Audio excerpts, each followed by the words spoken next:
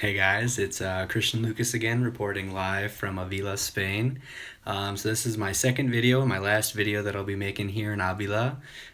So today, Friday, June 30th, I just got done with my two finals for two of the three of my classes. So I took my linguistics final over syntacsis, which is basically just grammar, and then I took my other final in my conversation class. So in a few hours, I'll be heading back to Madrid. I'm staying the night in Madrid with a few friends, and then a few of us will be going back to the States Saturday morning. So we leave Saturday at noon, and we'll be getting back to O'Hare about 2:10 p.m.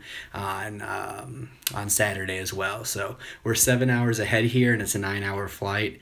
So it's going to be funny, like only like going technically 2 hours to get back to the States. So in this video, I'm going to talk a little bit about my overall experience here in Avila. So when I started, I didn't really know what to expect. It was kind of a culture change because, going from, the United States and in Illinois, where I'm only accustomed to speaking English, here, where I was more accustomed to speaking Spanish, in all three of my classes, along with, living with my host family, it was definitely a big change at first. Now that this month is up, it definitely is crazy to think that I'm, leaving today. It's been an awesome month. So when I met my host family, it was, kind of awkward at first. This is my second time being with a host family. So my first time was in Costa Rica for 2 weeks. This is my second time. So to kind of compare, living here was a little different, that's for sure. Avila is about 50,000, 55,000 people. When I was in Costa Rica, I was only living in town with maybe 1,000 people. So it was much smaller, different community. Here, I had host mom and dad, Moises and Teresa, and my host brother just turned 15 actually while I was here. His name's David.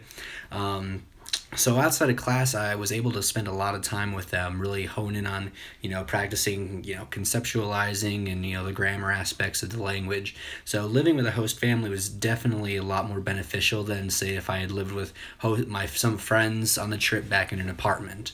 When you're living with a host family, you're, forced more to speak the language and just try at the very least, I think is what's really important too. Along with that, I definitely think my skills have improved. Even my host family said it last night. We were sitting down just watching TV, and both my host parents are like, "Yeah, your Spanish has gotten definitely a lot better with your speaking and your listening."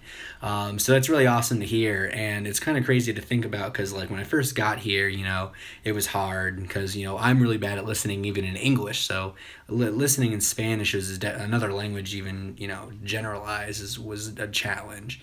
So I'm definitely not fluent by any means, and there's no way in a month you would be able to do that. But I definitely feel like my skills, I've become more well-rounded with my ability of speaking, listening, and all of that stuff. I definitely think I've gotten better, and it's kind of awesome to see the results of that after a month. I'm really glad I'm done. It was a great month, really quick. I wish I could stay longer and not take classes, just be able to explore the city more, just relax and then soak up more Spain. However, got to get back to the States and whatnot, enjoy the rest of the summer over there. I definitely feel like this was a very rewarding experience. This being my second time out of the country through ISU-led trip, I definitely feel like this was very worthwhile. You know, I feel like coming here, I mean, just the experience in itself was worthwhile. I mean, being able to live with a host family for a month, just, explore Spain with a bunch of other ISU students who have become some of my best friends. An experience like that is something you can't really, it's a dime a dozen. You can't really get that too many other places. So after this month, I'm very grateful that I was given the opportunity to come on this trip through the Spanish department as long through ISU Study Abroad, and I'm really looking forward to getting back home. So that's it for this video. I'll be making one more in a week or two. Just kind of reflect on after being back home and kind of some of the differences between what I've seen and how my perceptions have changed from coming back from Spain and heading back into the U.S. and kind of seeing how I'm adjusting and whatnot. So thanks for watching, guys, and hopefully you tune into my next video.